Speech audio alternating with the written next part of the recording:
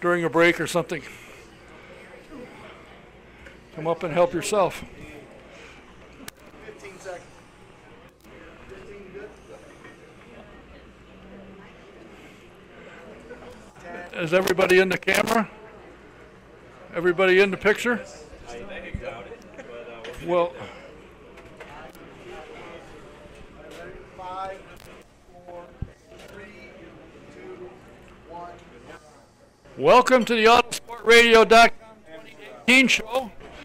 Presented tonight, as always, by Honda HPD, the Indianapolis Motor Speedway, the Verizon IndyCar Series, and SVRA. A couple things to mention. First off, we want to say rest in peace to Dr. Henry Bach, who passed away Saturday, the 26th, the day before the race. He was the medical director for the Indianapolis Motor Speedway and IndyCar and the Indy Racing League earlier. He's a great guy, super guy, and sorry to see him go. I think he was 82. Want to wish a happy 24th anniversary to Kenny and Janine Smith. Kenny robbed the cradle, the young girl, but happy 24th. And last Saturday, Suzanne Smith had a birthday, and she's now of the age of consent. So if anybody's interested, it's her birthday. How many like the 500? How many like the winner? Oh. How about Detroit, race number 1? Good race. Just as a note, I think Honda had the 6 of the top 7 or 7 of the top 8 in the first race. In the second race, they won it, and I think they had 4 out of the top 5 or something like that. So Honda did well. And then the WeatherTech IMSA Series, Elio and Rick Taylor finished second, and Juan Montoya finished third in the prototype. And Meyer Shank in their division, I can't remember what the division is, they finished 1-2, which hadn't been done before. So the next race up is Saturday from Texas Motor Speedway. And if you're looking for some place to gather, come on down to McGilvery's, watch the race. They got televisions everywhere, you won't miss a thing. Or you can stay at home and listen to 1070 and listen to these two guys. Next week is SVRA week. We have coming, scheduled so far as of now, the president and CEO of SVRA, Tony Perella, Mark Dismore, Theo Ribbs, in case you wonder who that is. He's a champion. He competed against 3,000 entrants in skeet shooting, and he won. He'll probably bring his old man with him, Willie T. We got Al Unser Jr., Jeff Brabham, and Jimmy Kite. So if you're wandering around with nothing much to do, come on in next Tuesday. Should be good. And on Friday the 15th, Grant King Race Shops, their speaker night is going to be commencing again on Friday the 15th, and the special guest will be Dick Simon. The doors open at 7 and the program starts at 7:30.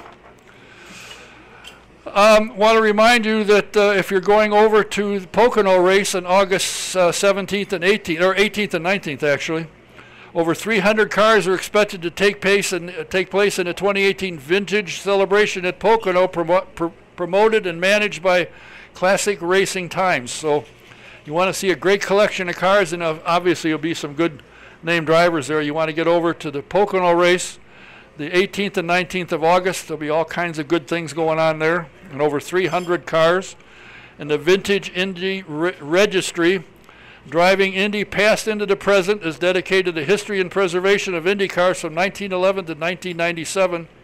The Vintage Indy Registry will be presenting an open-wheel Icons IndyCar weekend at Gateway Motorsports Park on August 24th and 25th.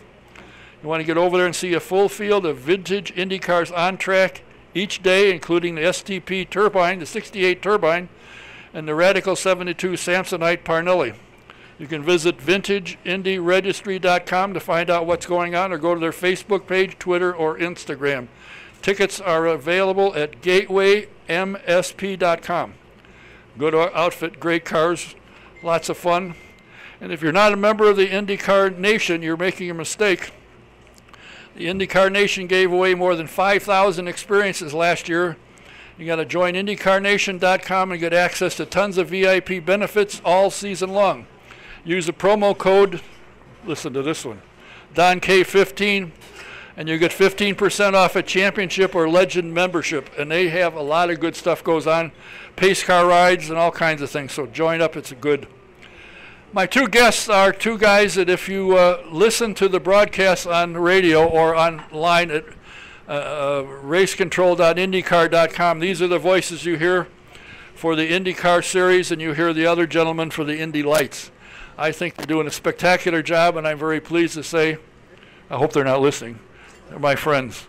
The guy who's taught me more than he should have and how to do this, and I still haven't caught on, so he's here to make sure I try and catch up. He is the anchor for the IndyCar Series and the voice of the 500. Please welcome Mr. Mark Jaynes. Thank you. Thanks, Don. And the young guy sitting next to him is a former champion driver from Europe, came over to America to race. He was in the Indy Light Series, did very well. When he packed it in, he co-founded an organization we'll find out about, and he went to work for NBC Sports Network. When they lost Formula One, they had to cut the cord a little bit, so IMS Radio Network were smart in picking him up. If you listen to him, I think he's phenomenal. He's doing a great job. He's called the Viking. Please welcome Anders Krohn. Yeah, I gave you your own mic, so just... Wonderful. Is this on? Yeah. Okay. This is not. Is this on? No. Yeah. Is it? Turn it up a little bit. Anyway. He's very soft-spoken. I know he is. Unless Marco's getting the pole, then he yells loudly. You know, I got to tell you, I was listening to that, and I had turned away for something, and all of a sudden I hear you shouting. And I turned back, and on the last lap, Marco took the pole. I think you were more excited than he was. It was one of those things where, you know, it's not often that you have qualifying on a Saturday morning in Detroit when your heart races more than when you race the car yourself. And it was just one of those sessions where kind of the times kept dropping, times kept getting better and better. And the lap time that he put in, I mean, almost 5/10 clear of the field, it was shocking. I mean, I haven't seen that happen on a road course in such a long time. And for it to come from him as well when he struggled that much on street courses and road courses of late, it was shock, but it was amazement. It was kind of everything in one go. It was incredible. Mark, as I mentioned in my little bio that I wrote on you, you came on board, I think in 96, 95, 96. Yep. You were a pit reporter. Right. You got stuck with me for a while as a corner reporter, and Right. Finally, Wally said, we're tired of this guy hanging around the trailer, always crying he wants the radio. Let's put Mark in the booth. That's just how it went. I know. And he said, besides that, we save on shrimp. That's right. So he has now the anchor for the IMS broadcast and the voice of the 500. What does that sound like when somebody says, Mark Jaynes, voice of the Indianapolis 500? It's literally a dream come true. And I'm thankful for that each and every day. It's not a responsibility that I take lightly because of the magnitude of it. Certainly, our focus is on being the absolute best that we can be and minimizing our mistakes as much as possible with the Indy 500. But I think that at least our attention to detail and our professionalism, I think, is there once the mic goes on. No matter whether we're definitely at not 60, before the mic goes on. Not before the mic goes on at all. There's nothing We're professional thankful about most that. of you can't hear that. But you know, for sure, things are a bit looser whether we're at Long Beach or Barber or Iowa or wherever. But certainly on race day for the 500, it's time to, I think, not only pay respect to the history of the event and those that worked the radio network before us, but also focus on that day and hopefully continue to move the product forward and present it in a manner that people enjoy. Well, I think a lot of things have changed since you've come in the booth, and I personally, when I heard that with the change at NBC Sports Network that Anders was out, kind of wondering, now what? Do I have to work every day at my office and my job, or can I get some weekends where I can play? And I called you and you said, yeah, we're talking with him. I thought, good, because I think, and I've told you that, and I've told him that a couple of times, I think you guys are absolutely phenomenal. You ask a question, and as I told you when we were sitting, you and I, between the two of us, haven't got a quarter of a lap at the Speedway, so what the hell do we know about driving a car? And I think the way you explain it people can understand it, and I think it's great. I enjoy listening to it. I'll let him speak more to the process, but I'll just say, a few years ago, we put him in the booth with us for a lights race in Baltimore, and some people struggle with it. He didn't. I mean, he took to it right away because, as you well know, there's, as he's already referenced, there's off-air conversation and on-air conversation, and oftentimes when you're talking, there are people talking in your ear about something that doesn't relate to anything that you're talking about, and he just had a sense for that. I would say that while he already had a great starting point at that time, and clearly the folks at NBC recognize that, that's why they put him on the lights broadcast, but he has certainly honed his craft in that regard over the past few years. And Wally Levitt, our network director, will tell you, as soon as we found out that Davey Hamilton, our longtime driver analyst, had the opportunity with Carlin, Wally threw a lot of names out there and had a lot of ideas about a lot of things, and I said, this is where I want to start, because I knew he would be there anyway. So from there, I reached out to him, and I'll let him pick it up from there if he'd like. Well, it was kind of a really cool sort of full circle moment, because when I did the broadcast with Mark and the boys in Baltimore 2013, I didn't even know that I wanted to do broadcasting. That was the first broadcast of any type that I'd ever done. And that kind of led to the incredible opportunities that I've had since with NBC for the last 4 or 5 years, and kind of led me back to IndyCar Radio for this year, which has just been incredible. And to there's a few amazing things to get to work with these guys that I've kind of looked up to for so many years, and kind of admired their work and work ethic. That's been the one thing, but the other thing to be able to call the Indy 500, which kind of, when I came to the U.S., my goal was I want to make it to the Indy 500. At the time, I thought that was, in the capacity as a driver. I made it to the Indy 500 just in a different capacity, but to kind of have this incredible hobby and to be able to do this, on the weekends is incredible, and I'm loving it, and I'm very thankful. I still have no idea why I've been picked to do this, but hey, I'll keep doing it until I get fired. So. Well, Wally called me, and I said, I got a better idea. You don't want me. Call Anders. Call the Viking. He can handle it. You're the co-founder of Coforce. Do you have time for that? Does that fill in between Monday when you get back and Thursday or Friday when you leave? Well, I'm not really happy unless it's a seven-day work week. So I'm sure your wife loves that too. Yeah, keeps things interesting and fresh. When you don't see each other that often. No, but I honestly feel like the one thing helps the other, because what I do with Coforce from a business development and marketing perspective actually helps me kind of have more stuff to add to the broadcast, because I feel like I've got a finger on the pulse in so many departments as it relates to the Verizon IndyCar Series on a day-to-day basis. So to me, it's just a continuation of what I do on an everyday basis, really, and it's awesome. I mean, I get to sit down and just, before the broadcast, there's some cuss words, and then during the broadcast, hopefully there's no cuss words, and then after the broadcast, I can cuss again, so it's good. Yeah, but every time I look into the booth, Wally's got the shrimp cocktail sitting out and the ice water. Budget cuts, we don't have that anymore. Oh. I will say this weekend was a new weekend, because I managed to work in the word constipation. He did, and did so seamlessly. Yeah, into a broadcast, and it seemed to have blown up the tweeter. Really?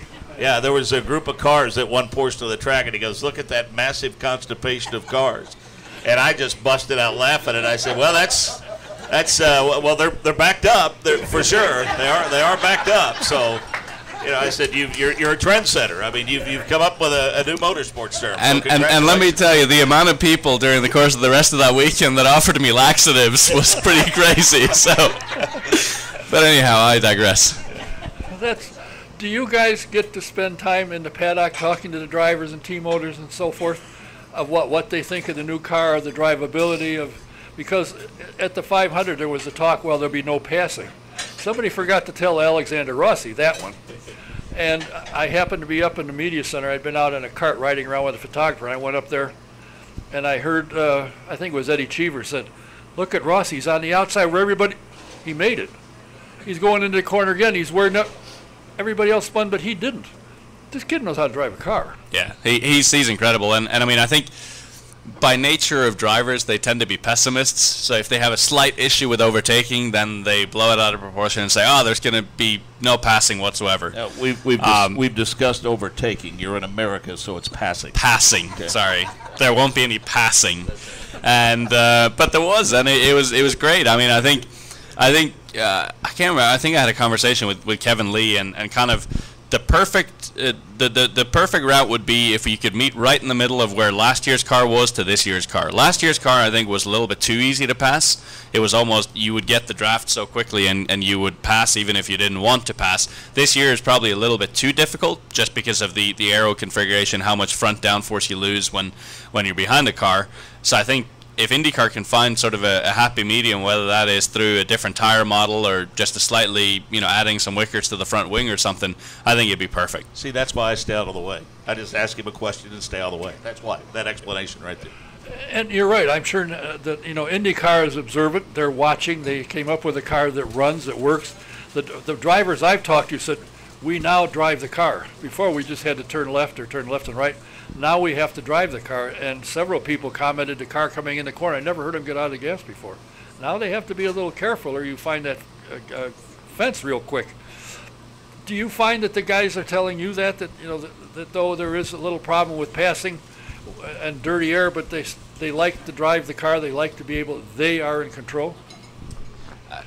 What I've gathered is there's no one that has a problem with the fact that they have to drive the cars. I think what they want to do is when you're behind the car in dirty air, what you want the car to do is just kind of the entire car get light and lose overall grip. But the problem you have with the current car is you only lose front grip.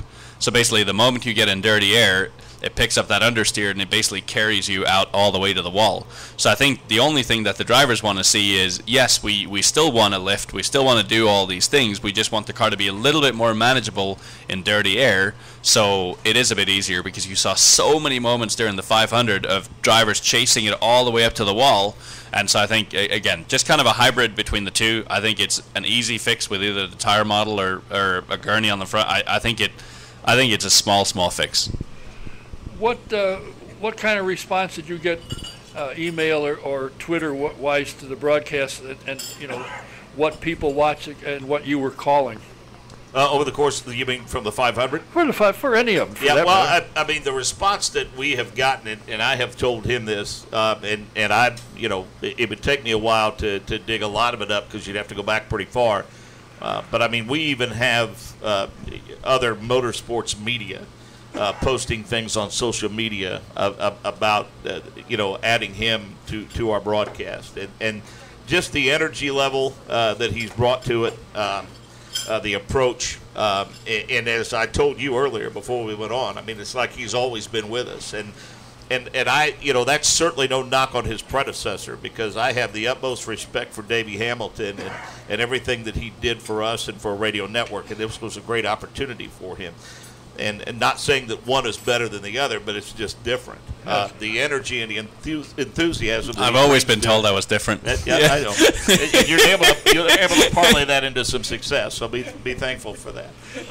But it's it's just been a great fit, and it's been very well received. But I think in terms of the overall product, remember, as you and I have discussed before, the consistency of it. I mean, Nick Yeoman's been with us, I think, 8 years now. Jay Query over 10. Chris Deneri's been there for 20.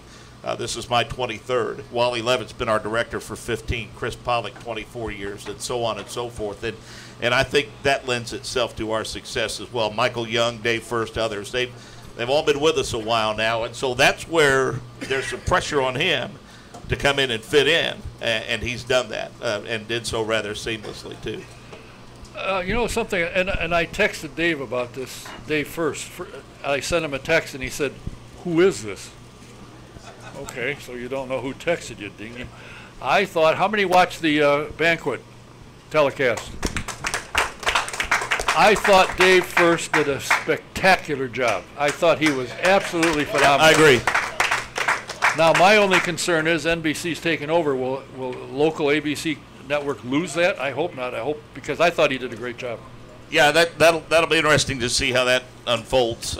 But I know that Dave was that was not something that Dave pursued. It was something that was offered to him, and having grown up in this state and covered that race for a number of years, and of course been a part of the radio network, he was honored. And yeah, I'd say he hit it out of the park for sure, no question. And I just want to add something about the radio broadcast. Something that's blown me away is what people don't realize. I've got the easy job. I've completely got the easy job. But the way this guy directs traffic to the people in the pits and in the turns and everything, it's ridiculous. The amount of so we have in our right we have the program, and then in our left we have our talkback, which is basically he controls the traffic to where he goes. And the amount of traffic in especially the pit reporters and turn reporters' ears, telling them who to send it to next, counting them down, all these things that they have to take into consideration, talking down, you have to get to this guy now because this guy has an interview or whatever, is mind-blowing. So the amount of traffic, and that's why from the outside it looked so seamless, and for me being naive, I thought, oh well, that's probably just pretty easy then. And the way they send it and the way it seems so seamless, that's not easy. That is literally just him being like a traffic controller, airplane traffic controller, sending it everywhere and everyone just picking up seamlessly. It's actually pretty astonishing. It's pretty amazing. Thank you very much. I appreciate that. Thank you. One of the things, going back when you were stuck, you and I went up in the stands and you reported, what irritated me is the host would many times say, somebody spun, hit the wall, he's in the doctor, he's out of the office, he's here. And I said, you know what I wish a guy would do? Is that's it from here, and send it back. When you pass it, you let them say what they're there to say. And I enjoy that. Well, I think as much as anything, it gives me a chance to collect my thoughts a little bit, and as you suggest, that it allows them to do their job, and I don't need to offer a lengthy setup for it, and so we take the less is more approach to those things, and it seems to be not only the most effective in terms of getting the information. We've had anchors in the past, and going all the way back to Sid, who wanted all of the traffic to run directly through the booth. In other words, if there was an issue in the turns, but we had something in the pits, they wanted the turns to go back to the booth, and then the booth turn around and throw it to the pits. I don't necessarily add that layer to it. If we're all on the same intercom system, and Jake queries in turn 6, but he hears Dave First has an issue on pit road, I'm okay with Jake going straight to Dave, because it gets it there a lot quicker. And I don't need a long setup, because I'm going to let them tell that story, because after all, that's what they're there for. And then, your comment about how much time, I do go to the paddock. A lot of it, quite frankly, depends on where we are and our access to it. But because of his years as a driver and the fact that there's a lot of drivers in the IndyCar series that he raced against once upon a time, despite his best efforts to make it otherwise, they still speak to him. And they're willing to give him information. But they're going to have a conversation with Anders Krohn they're not going to have with me or Dave First or anyone else, because of the fact that he's still very much a part of that fraternity. And that's where the benefit comes in. People ask me, as you and I've discussed before, how much do you prepare in terms of talking about, fuel strategy and tire strategy and things of that nature. That's his job, and I let him do that. And that's the approach I think, I took in coaching. Offensive coordinator ran the offense, defensive coordinator ran the defense. So, in that regard, he's kind of the defensive coordinator, and I let him run it. So, as a young man, you wanted to be in broadcasting of some sort, and obviously racing caught your attention. And I am told, and by you as well, that you would practice calling a race into a recorder. Yeah, 1976. That's when my elementary school principal out at Hall, Indiana, told me I was a horrible baseball player. And that I couldn't keep my mouth shut, and I love sports, so I might want to consider broadcasting. So I pursued that and was lucky enough to be at near a small market radio station in Martinsville, Indiana. But prior to that, as you suggest, I asked for a cassette recorder for Christmas when I was in 6th grade, and I would make up mock Indy 500s into that cassette recorder and have my friends be different drivers and things of that nature. And my mom still has one or two of those laying around somewhere. But it's been a long and winding road, seriously, and I'm not sure that I'd change much about it. And as I've told you, you know, when I did my first one on pit road in '96, I went home and told my wife, I said, I think they were happy, but if I never do it again, I've done it one more than a lot of people get to. And so here I am 23 years later as the anchor, which is now it's the icing on the cake just keeps getting higher and higher for sure. Is it, when you got elevated to being the anchor and being the voice of the 500, is it what you had dreamed about as a young boy? I want to get there. You got there. Is it what you thought it was, or is it better? Oh no, it's I think the thing to have such a massive role in that event is just it's awesome, and I think about it a lot before and after. Obviously, don't think about it during because you don't want to freeze up, and you don't have time to think about that. But furthermore, the relationships that you've had the opportunity to develop with people over the years. Our good friend, the late Gary Lee. I was a broadcaster when I joined the network. Gary Lee, God rest his soul, made me a motorsports broadcaster for sure. And I've been influenced by Mike King and Paul Page and Bob Jenkins and Doug Rice and all of these guys, the late Chuck Barlow and Howdy Bell and others who have been a part of this network for many, many years. And it's a responsibility that I don't take lightly, because they stretch the shoes out plenty for sure. And I will say this: I'm the 6th until the 7th is hired. I know that, and I'm going to enjoy it as much as I can until that day comes.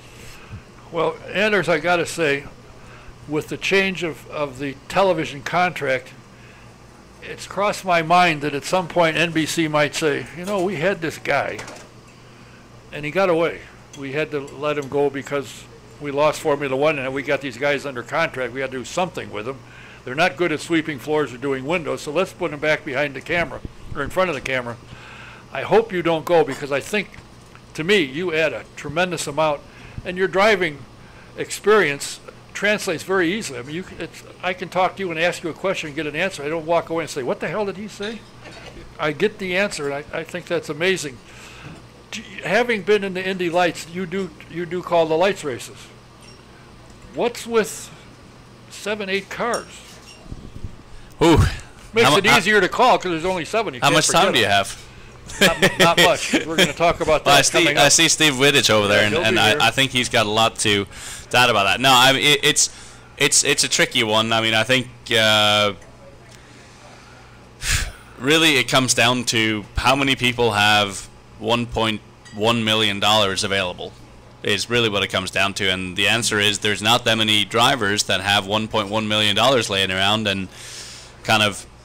Unfortunately for Indy Lights, there's a lot of other places where you can spend the same amount of money, or maybe even a bit less, in sports cars, and get more track time or whatever. I still think if you want to be in the Verizon IndyCar Series, there's no other place to be. You have to be in Indy Lights, and actually, ironically enough, the Verizon IndyCar Series is almost robbing Indy Lights somewhat, because there were so many opportunities in IndyCar this year generated with Matthias Leist, and you had Kyle Kaiser obviously winning the championship, which he should move up. Matthias Leist, and who else moved up? I'm losing track of some of them. So to some extent, I think the drivers are seeing, well, we can spend similar money for maybe a half a season of IndyCar, and they're realizing, wow, I think that's where I need to be. So it's a difficult situation, to be honest, because I still think the Indy Lights product is a great product, and the fact that if you win the championship, you get $1 million, including an entry into the 500. I mean, it's pretty significant. So, but I think it's like anything. These things are cyclical. It was the same with Pro Mazda a couple of years ago. Pro Mazda struggled to get to double digits on the car count, and now it's up to 18, 19. So I mean, it's completely cyclical, and I know that the series is working really hard to figure out what they can do from a budgetary perspective, because I think the difference in drivers you'd have in the field if the budget was 700 like it was with the old iteration of the car compared to now the 1.1 million, I think it's a huge difference. Well, how many saw the Freedom 100? I did. Yeah, you did. That was probably, the last 4 or 5 years, that has been the best race, and I think 2 of the closest races in the history of the Speedway have been Indy Lights. And once again, here comes Colton Herta, zip, and he pulls it off. It was an exciting race. So the competition. And you lost track, didn't you? Like, yes. A few laps into the race, you lost track of the fact that there were only 8 cars in the field or 9 cars in the field because the battle was so intense. It was almost like a rallycross race in that case, in that you only have 6 cars on the grid, and that's all you care about because the battle is so incredible. So it was pretty crazy to have that small a field, but that great a show, and so I'm glad though that was awesome. The guy that impressed me was Dalton Collette, because he struggled throughout the season. He was right there the whole way. And it's just kind of ovals is just kind of his thing. He's had 3 podiums now at the Freedom 100. So every year that he's done the Freedom 100, he's been on the podium. And even in Pro Mazda, every podium I think he had except one was on an oval. So some drivers just kind of take to the ovals, and he's one of those guys. And I think it's because he's so smart. He's educated an engineer with quantum physics or something as his. So it's like he's crazy smart. He's smarter than I will ever be or ever dream of being. And so I think it's just something that suits him really well. Well, I know that Darren Manning's working hard with him to get him. And I asked Darren, is he improving? He said, oh, yeah. Do you think he'll be ready for IndyCar in another year? He said, absolutely. So there's another guy leaving. Now we're down to 6. And if Chris Windom hadn't hit the wall, there would have been 8 or 9. So, well, you go to Texas. You and I spent a lot of time in Turn 2 up on top of the condos or whatever the condos they were. in Turn 2. I spent a lot of time there, and as the race is starting, the sun's going down, and it's in our eyes, and we're standing like that. Had the greatest seats in the house. But now they tell me they moved the booth down closer to Turn 1, so you don't have anybody up there anymore. I heard that Jake was afraid to go up. He was afraid he'd fall off, so you put him down. You put him down in Turn 3. We were afraid he'd get in a conversation with someone and they'd push him off. So, that to me is one of the premier tracks. In addition to this, but it's high banked. It's a mile and a half. It's fast. It should be good racing. Yeah, I think it will be. But I know that a lot of folks in Texas are excited about it. Eddie Gossage and the folks at Texas Motor Speedway are tireless promoters of open wheel racing and the Verizon IndyCar Series, and they always roll out the welcome mat for us. Everything's bigger in Texas, including the convenience stores. For those of you that have been, there's Buc-ee's right across the street from the racetrack, which is a place you can get lost in if you're not careful. But no, we're Nick Gelman and I already have dinner planned at Joe T. Garcia's in the Stockyards, which is one of the outstanding establishments of its kind in the country. And I've done every one going back to the first in 1997. So we're pretty excited about this. It dates me a little bit, but we had Brad Gilley working with us, who lived in that area from the Performance Racing Network. But in the off season, Brad was hired as affiliate relations director for PRN and moved to Charlotte. And so we got with our radio brethren at Motor Racing Network, MRN, because they are there to do the truck race. And 21 years after I worked with his dad, Vince, on Pit Road, we will have Dylan Welch as a pit reporter this weekend for the IndyCar race. And I know Dylan's excited about that, and we're excited to have him for sure. It's going to be very cool to have Dylan Welch working with us. And his dad is relieved he doesn't have to buy race cars for him. Yep, going to save Dad some money for sure. So I think Dad will be there. Hopefully, Dad will be there. It'll be fun. Well, we look forward to it. Texas race always good Saturday night, and night racing there is phenomenal. It's a great place to have. Better than the race we did at Nashville when Mother Nature said, "Watch this," and it poured. I mean, it rained. Ay ay ay. So this is, but we've never had rain at Texas, I don't think. Last year. I said we. I wasn't there. Yeah, you weren't there. So. Yeah. So if you weren't there, it didn't happen. Is that what I'm hearing? No, it's because I wasn't there. That's why it rained. We look forward to listening to Anders. Of course, I'd love to see you move up in your career into broadcasting, but I hope I wouldn't. I'm happy with where he is. I was going to say I hope not. Because he can stay right where he is. That's fine. Well, as I'm trying to say, I hope he stays where he is because I enjoy listening to you, and I've not held back saying that. And good luck with Coforce. I hope is the business growing for you? It is, yeah. It's kind of seems like every day we're doing some new things that we've never done before, and we're figuring out how to do that. And No, I'm loving it. But yeah, I'm absolutely loving my role this year. So much fun. Texas is going to be interesting. Super Speedway kit on that. Way less downforce, like 1,000 pounds less downforce than we had at Texas last year. So I think if we saw tire management being an issue last year at Texas, it's definitely going to be an issue this year. And so I think we're going to see a kind of ISM Raceway on steroids come Texas. And again, like we talked about at Texas last year, everyone complained, oh, we can't pass, and then the race started, and it was mayhem. It was 3-4 wide and all that thing. So no, I'm looking forward to it. Look forward to traveling down there, even though it's going to be like 955 degrees. So let me add what a great fit he is, and I'll leave you with this. During the qualification weekend at the 500, your good friend and ours, track dude Michael Young, made the mistake of leaving his cell phone in our broadcast booth, and I think when he retrieved it, Anders had taken 407 selfies and posted them on Michael's cell phone. So he fits right in for sure. It's really my civic duty to do those sort of things, just to kind of help my friends out and do that. Yes. Good for you. And I bet he saved every one of them. He did indeed. Yes. They're actually a screensaver now. So. Well, we will be listening to you on 1070, or, as I say, the practice and qualifying you can get live at racecontrol.indycar.com. Don't forget the TuneIn app. If you have a smartphone or a computer, you can log on to TuneIn, then type in IndyCar Radio. You not only get all of our shows live, but you will get past broadcast of Indy 500s and other races. It's not a menu type service. You get whatever comes up, but you can log on one time and hear the 1965 Indy 500, and then the next day you log on at the same time and you'll hear the 75 Indy 500 and ones from the 80s and 90s. It's a really cool thing put together by our chief engineer Rick Evans and our network director Wally Levitt. It's been well received. And how do you go there again? What's the address? It's TuneIn. It's all one word. You type that into your search engine, and then you can download that into your smartphone, or it comes up on your computer, and then you just type in IndyCar Radio, and it'll come up. You click on it, and you're off and running. And Don, I think from the past. I think you're in trouble here. That's not a smartphone. No, that's a very stupid phone. I think it's a Don phone. It's a Don phone, not a smartphone. It's a Don phone. So, all right, that's enough of this. On that note, we'll be listening. Thanks for coming, Mark James, the voice of the 500, and his sidekick, Mr. Selfie, the Viking Anders Krohn. My other two guests are here and on their way up, and as they're coming up, I will tell you that if it's time for new insurance for your home, your car, or your commercial property, do what I've done and a lot of people have done. Go to VP Insurance. They're located at 5004 West 16th Street in Speedway. You want to talk to Mike Pardee, he can help you get a quote. You might be surprised, as most of us were.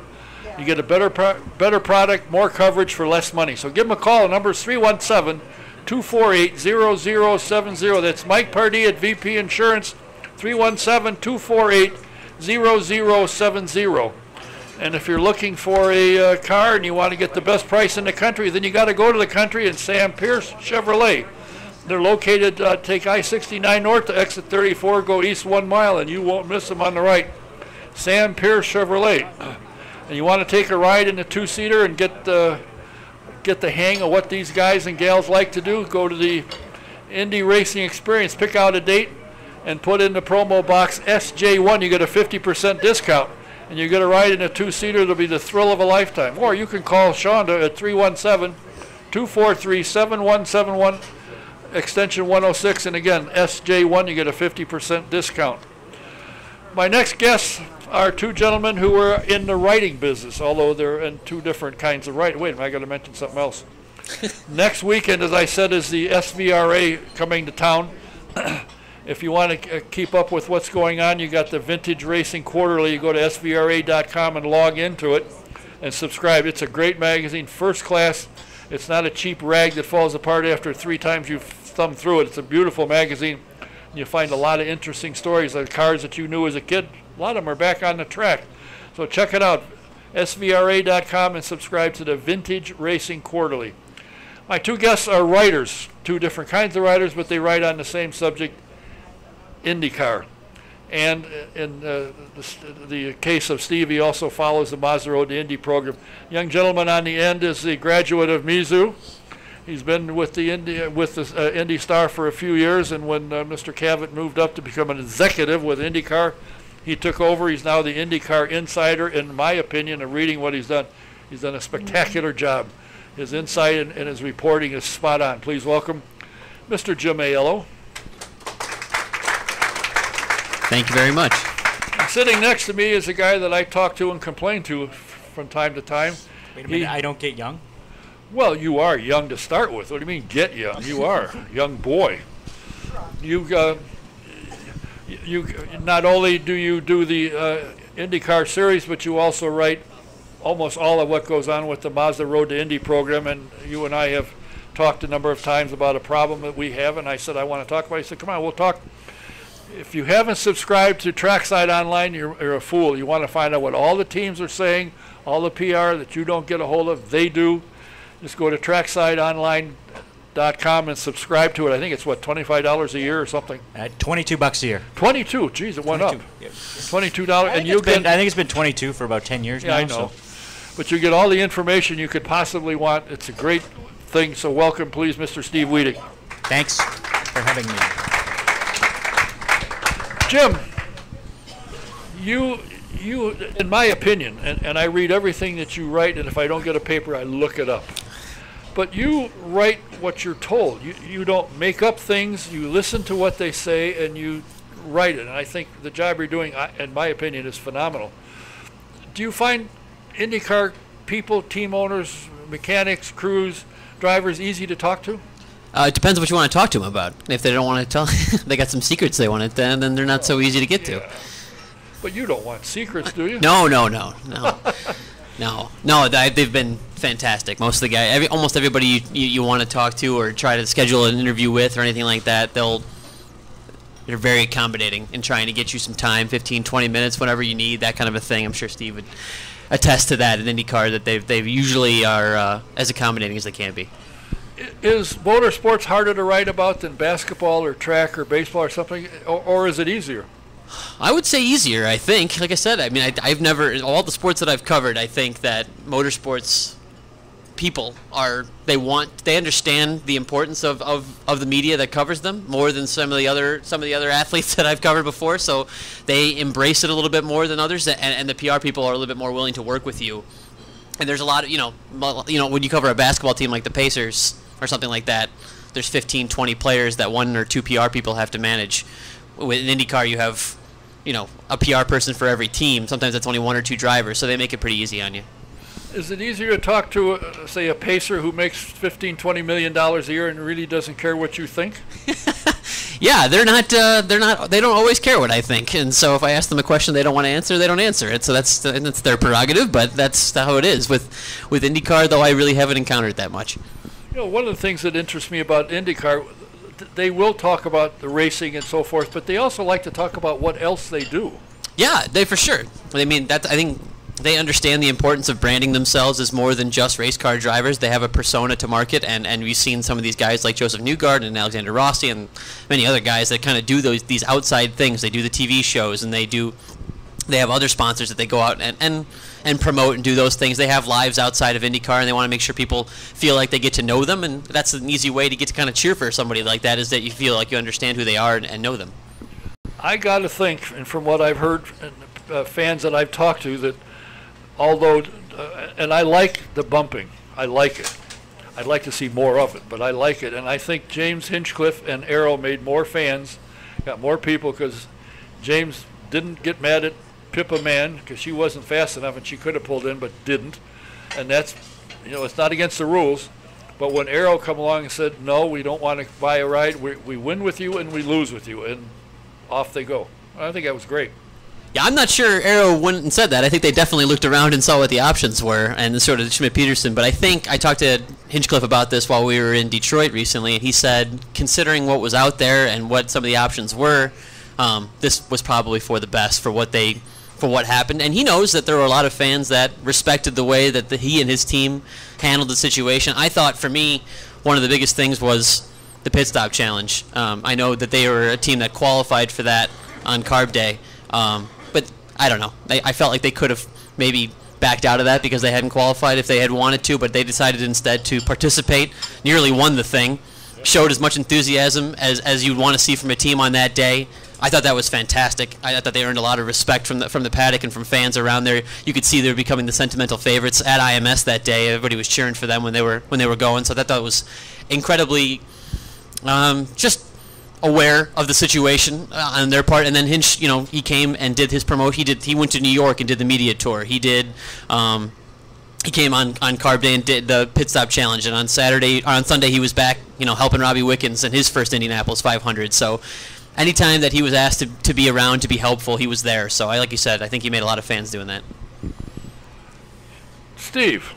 Yes, sir. You cover IndyCar as well as the Mazda Road to Indy program, but I think your primary, although not necessarily, since they don't run for another 6 months or something,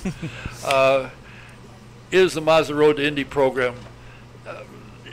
Is it living up to what it's designed to do? Do you think it's doing what it should be doing and developing the drivers as it's intended? Absolutely. No ifs or buts about that. You look at the guys that have come into the series in the last, I think officially the Mazda Road and Indy started in 2010. You look at a guy like Joseph Newgarden, Indy Lights champion in 2011, IndyCar champion in 2017. That's exactly what it's meant to do. I think there's 25 of the 33 drivers in the 500 this year that had Indy Lights experience. A couple of other guys came from Atlantic, so they almost all of the field started out racing in the Road to Indy or a variation of the Road to Indy. So yeah, it's hugely important for them to. It's just such a unique program that they're integrated in with the paddock in IndyCar. There's you've got F2 and GP3 in Europe that run with F1, but you talk to those drivers and they don't feel like they're part of that F1 paddock. Here, they feel like they're part of the paddock. The team owners walk by, the drivers walk by. The media is the same. So it's totally. It really does work. I've noticed when Pro Mazda, particularly and the Indy Lights, other team owners are out watching. Oh yeah, there's no ifs, ands, or buts the other team owners watch. They'll very quietly watch. A lot of them will come to me and ask questions about drivers coming up.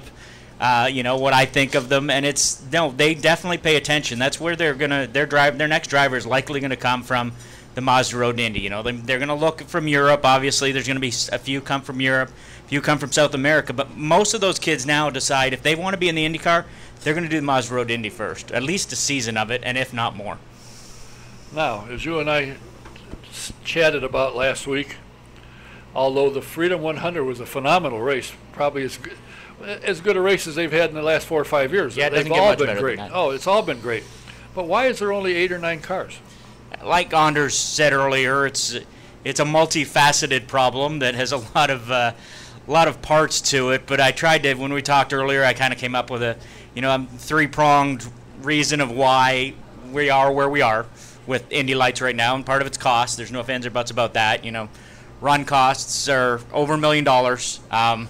They definitely need to get well under that, where an offer for a driver can do it for under $1 million. There's that, $999,999.99 is what one team owner told me. They'd love to not have to ever go above that for the cost of doing a season of Indy Lights, and it's a little bit too much for that right now, and I don't have all the solutions for that. There's always people that are going to tell you, you cut costs here, you cut costs there, and yeah, you can, but it's tough to do that to your vendors when they've been good to you too. So it's something they're going to have to definitely work on, and there's a few other reasons over the last few years. There was an issue with the engines. There's no ifs, ands, or buts about that. The series will admit to that.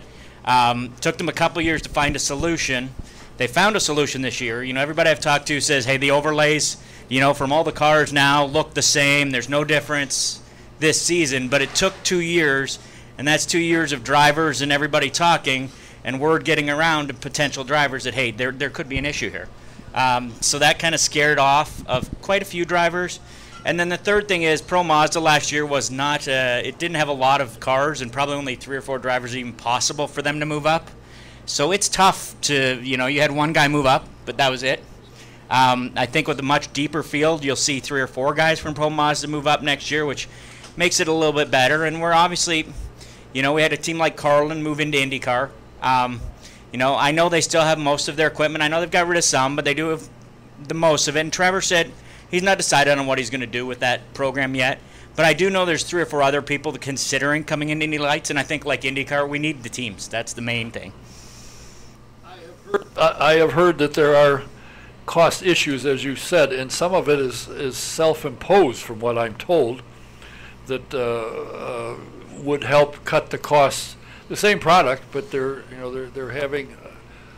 having to pay more than what they should for certain items and certain parts of the thing, and I'm not sure why that is, but I've heard that several times. Which it started out at $700,000 for a car and run the season. Now I was told $1.2 million, $1.3 million. If you really want to do it right, do some testing. So that's a pretty big jump for a second class, not second class, but a tier series. It is a pretty big jump. It used to, Indy Lights budgets used to run right around a GP3 budget. It's now jumped up to above a GP3 budget and is a lot closer to an F2 budget. And F2 is a lot more car for what the money you get. Yeah, there's definitely, I think the teams do some of it too. I'm not going to say everybody, the teams are perfect, and they and I don't blame them. They spend more on engineers than they probably need to. They spend more on, hospitality and that kind of stuff, but they believe they need that, so it's hard to tell them that, hey, maybe you don't need that extra engineer. Maybe you can run, an engineer and a half a car, not 2 engineers per car, that type of thing. But yeah, there's and it's hard when you're talking about people like Dallara. We'll flat out name them: Dallara, Cooper, PFC, all the big suppliers. With 8 cars, the prices are going to be higher. It's like everything else, right? Like I had a team owner tell me, hey, my parts for my Indy Lights car are more than my Indy car. Well, I get Dallara's point on that because they're selling to 24 Indy cars and 8 Lights cars. So, they don't have the margins and they don't have the economies of scale. And until we get that car number up, it's hard for the suppliers to move that number down. Do you think, and I've talked to Jay Fry about this a couple of times, that there are some, going to IndyCar now, there are engine manufacturers looking seriously at the series, and he said the earliest probably would be in 2020. Do you think adding another engine manufacturer would help the series, the IndyCar series? Oh, for sure. No ifs, ands, or buts about it. It just make everything a little bit more competitive. Take a little bit of strain off of Honda and Chevy. They'd probably do a little bit more to promote the series on the back end. Those guys, Honda and Chevy, take a loss on each engine they lease right now. So, the less loss they take, the more willing they're to spend money on other stuff. I don't know. You just add one more competitive element, and it makes it pretty fun. That, and if you want to see more bumping at the Indianapolis 500, a third engine manufacturer is the way to do that. You can take some, like you said, take some of the strain off Honda and Chevy producing, I think it was 19 Honda engines this year and 16 Chevy engines this year. If you could do even something like 12, 12, and 12, or 13, 13, then you start to see more available engines. Maybe the engines are they cost a little bit less, maybe some for some of these teams, and you start to see more people enter the Indianapolis 500. Well, I think one of the things, there was a time back when you probably weren't born yet, when Honda supplied all the engines, all 33, and they made it happen. But I said when Chevy came in, they started losing engines, which they never did before. I mean, they went 3 or 4 years without losing one. And I said, what's the problem? I said, well, now they're running full. We got to run full open, and sometimes they go boom, because now we got somebody to compete against. But I think Honda's figured that out, and they're doing well, certainly on the road and street courses. It'll be interesting to see how they do at Texas, because Chevy thinks they should have an advantage there. I don't know, but we'll see. I'll watch Saturday. You'll be there, won't you? Yeah, absolutely. You'll be there, won't you? It's the only race I'm missing this year. Patrick's going to be there. Who? The other guy. The other bald guy.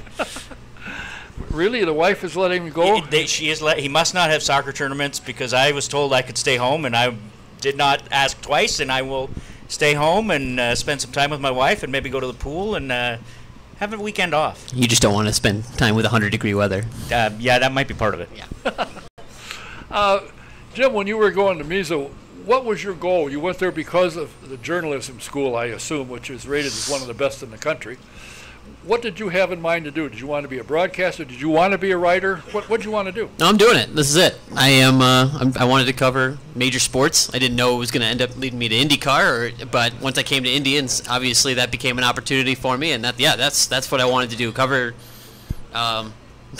any football, basketball, baseball. When you come out of college, I think most of us feel this way. You just want to cover something, just want to do something, get a good job, and so I was able to bounce around Indiana a little bit, got back to Indy Star, and this job opened up, and yeah, this has been fantastic so far. Weren't you a copywriter or something for the first year or two at the Star before you moved up to Kurt's place? Yes, I did. I was a copy editor there, and then I was a producer there, handling a lot of the Twitter and the Facebook and all those fun things. And then, yeah, little by little, they started trusting me a little bit more, covering some things, and then Kurt decided to leave, and that left an opening for me.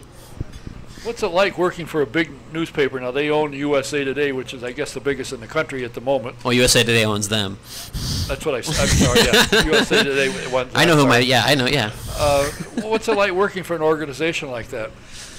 Oh, so you got cameras on me, so I shouldn't say the things that no, I'm kidding. No, it's good. I mean, I'm not gonna lie. I mean, when you walk around the IndyCar paddock, or you're trying to you're trying to reach somebody, and you can float the name the USA Today, and you can say, hey, listen, this video or this story is going to be on USA Today. That opens a lot of doors for you. So I'm not gonna. That's a fantastic aspect of this, and I will say that USA Today is among the last, or probably the last major newspaper network that's covering the IndyCar series right now. So I feel fortunate enough that they still find value in that, and still want to send me out to places like to Texas, to Detroit, all those places to cover the series. There was a couple of years ago, everybody was excited the New York Post had somebody here. Where'd they go? What are they busy cleaning up streets or something? Why aren't they here anymore? I don't know. I mean, I can ask around a little bit, but probably covering the Mets or something like that. Who knows? Exactly, right? Yeah, they should send some people to the IndyCar races. When you go to college in a journalism school, what do you take that prepared you to do what you're doing? I mean, tell me some of the classes that you get that put you in the direction that you could cover a sport. Well, so the cool thing about Mizzou is that they do something called the Mizzou Method, and what they do is they actually have, it's not a student newspaper, it's an actual newspaper that you work for, and that goes out into the community and things like that, and it's one of the only colleges where they actually have their students write for a real newspaper, and their editors are teachers, but the community reads the newspaper, so if you make a mistake, you're going to hear about it, and so that's a huge thing. I mean, we cover... There's 50 of us in the newsroom. We're covering all this, every sport, every school, everything, every high school, everything. So it's a kind of an immersive experience, and you can't duplicate that anywhere else. It's like an internship that you get to do for 6 months at a time, and have some of the best educators in the country telling you what you're doing wrong, telling you what you're doing right, editing your stories. So that to me was the most valuable experience I got at Mizzou. Is just being able, you actually felt like you were a part of a newspaper at 18 years old, and you can't replace anything like that. By the time I got to the Indy Star, I wasn't intimidated by the newsroom at that point. I knew what I was getting into. Do you ever get any calls from your former teachers / editors and say, "What in the world was that"? No, no, but I think that's because they're busy. I mean, I'm sure if they've read any of my stuff, I'm sure they're like, I didn't teach you that. But no, they've mostly been encouraging so far. I got a call on Sunday from a friend who was sitting in the grandstands at Detroit. He called me up and he said, "What the hell happened?" I said, "Why?" We heard the car, we're going on, and we don't see the cars. Nothing came by. The TV screens are black, and the PA's playing music. What happened? I said, "You're not going to believe this, but one of the GM executives hit the wall with the pace car." "You're kidding." "No. That's what happened." "Oh, so that's why they're not here." "No, the red flag stopped the race. It went 200 feet and they stopped it." "Oh." So I found that kind of amusing, because I'm sitting there watching and I see the guy that was driving the car get out. He's a pretty good sized guy. I wouldn't have argued with him. And he works for GM, so they'll fix it. No big deal. But when I saw that, I said, "You got to be kidding." And then somebody said, "Well, he came around the corner and he saw the two-seater and he got a little concerned." If you're concerned, you don't stand on the gas and go boom, bang.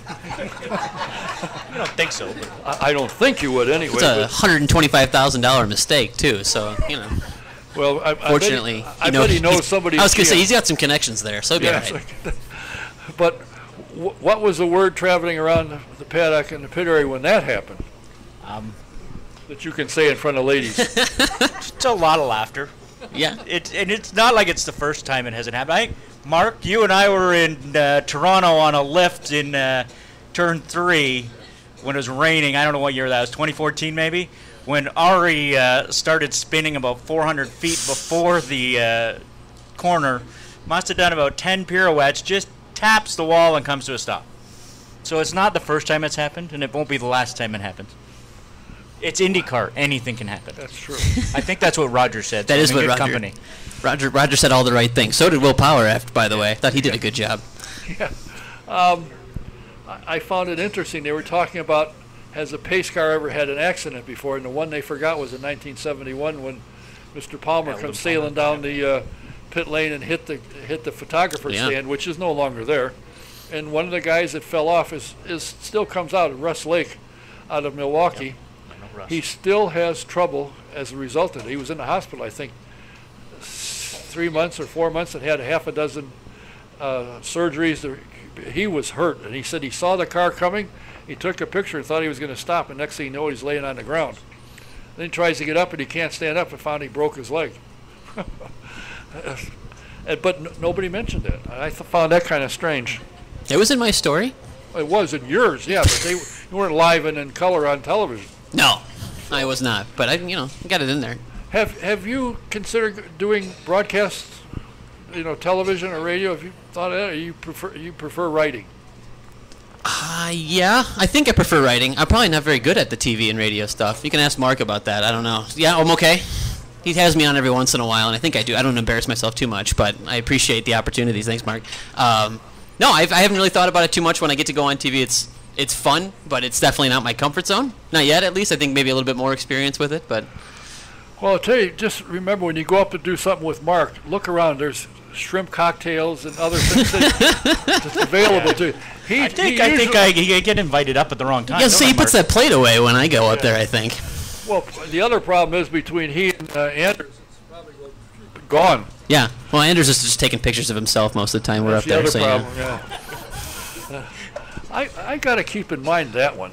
You're going to hear about, did you hear what Kay put on his Facebook page? Steve, did you aim yourself at motorsports, or did you aim yourself to write? No, I didn't even aim myself to write. I aimed myself to do sales, and that didn't work out when the financial crisis hit, as I was selling to banks and selling expensive products to banks, and they weren't spending any money, and I started to kind of do some writing on the side, and a few other people noticed, and sooner or later, Patrick and Joe asked me to join them, and here I am. Yeah, you showed up. Now, where's Joe? Joe's in, we call it TV land now. Yes, I know. Full time. So you booted him out, and he got a job in television, poor guy. Yeah, that's rough. Really rough life for him. I know. It's tough. Do you find racing exciting from a writer standpoint, to be able to do what you do, move about, talk to the people you talk about? I mean, are you really into it full bore now that if somebody offered you a job to sell Cadillacs, absolutely. you'd say forget it? Yeah, I'd probably say forget it at this point. My wife would probably disagree, but yeah, no, I don't think I'd have loved to do it. I'd like to do anything else. I've been a racing fan forever. Like, I mean, I don't know. I think I went to my first race probably when I was in my mom's, when my mom was pregnant with me, and then I think the first race, open wheel race. I went to a lot of stock car races growing up in a small town, Sauble Beach, Ontario, small quarter-mile paved oval up in northern Ontario. But then first open wheel race I went to was at Mosport, I think in 1978. Went to the F1 race there. Went to IndyCar race at Mosport as well, and then started to go to a few other IndyCar races, and started when Toronto came on board. We started to go to that every year, and then we go down to Detroit and Michigan, and we start traveling around. And then when I got into college, I started to actually go to a lot more races on my own. I used to travel around all the time and go to races. And then once I moved down here to finish college, I started to even go to more races. So I've always been a huge race fan, and I love writing about it. Did Mom and Dad ever say, how come we got to keep sending you money? What are you doing with it? You didn't tell them you were going to the racetrack. No, I worked. I worked hard to go to the racetrack. I worked probably too much that I had to take a break from college because I was working and going to the racetrack too much, and maybe having a few beers too many. But yeah, I took a couple years off college, and I basically did 2 years, like 93 and 94. I pretty much went to almost every IndyCar race east of the Mississippi those 2 years. So Yeah, that was all on my own dime. I worked and drove my little Volkswagen Rabbit around, and it was awesome. I slept in it a lot. And a Volkswagen Rabbit? Sure. I bet when you got up in the morning, you hurt. Oh, I'm sure I did, but I didn't. It didn't matter. I was going to the racetrack, so I was happy. Jim, you told me I have a grandson going to Mizzou, and he's down there now working so that he can be considered a resident and thus reduce his tuition. I And did you that. said you Oh, did yeah. the same thing. Yeah, he's a smart kid. That's what it is. Yeah, I mean, Mizzou, out-of-state tuition's much more expensive than when you're a resident there. So, yeah, you work for a year, establish residency, and it's a little cheaper.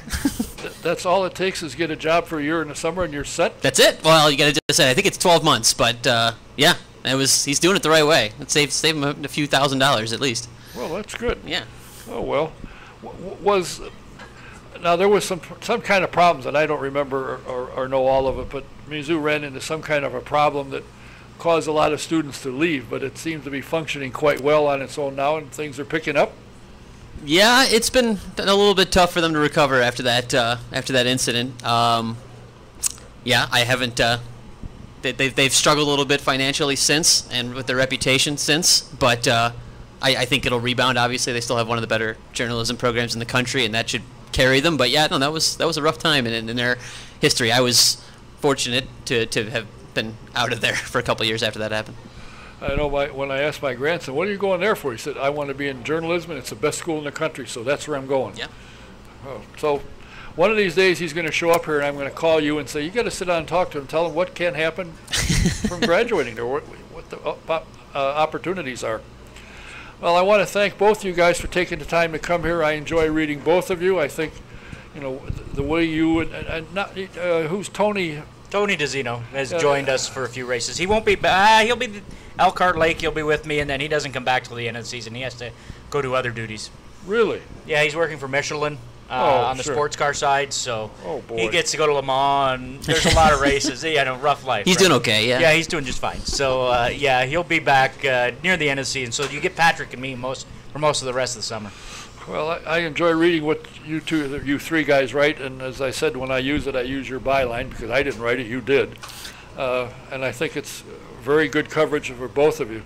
And I appreciate you taking the time here and chatting about it. And one of these days, you and I are going to solve the Indy Lights problem. They'll be back Sounds to good. 20 cars. Excellent. I'd love that. Oh, that'd writing be about fun. 20 cars is a lot more fun than writing about 8. All right. Keep an eye out for the reporting going on from Texas Motor Speedway this weekend. And the Indy Star, Mr. James Aiello, and from Trackside Online, Mr. Steve Wiedich. Thanks very much. Don. I want to remind you, next week is SVRA week. It's upcoming in the weekend, and it will be an outstanding operation. In fact, I think Trans Am is running here. Tony owns that now, and Trans Am will be running here. My guests will include, in addition to Tony Perella, Mark Dismore, Theo Ribbs, and I'm sure he's going to bring Daddy with him. Jeez. Al Unser Jr., Jeff Brabham, Jimmy Kite, and who knows, there may be another one. So be sure and join us. If you can't join us, come on out, watch on live on YouTube at autosportradio.com and click on the little screen and pop you go. Till next week, thanks for being here. Thanks for watching, listening. See you next week. Good night.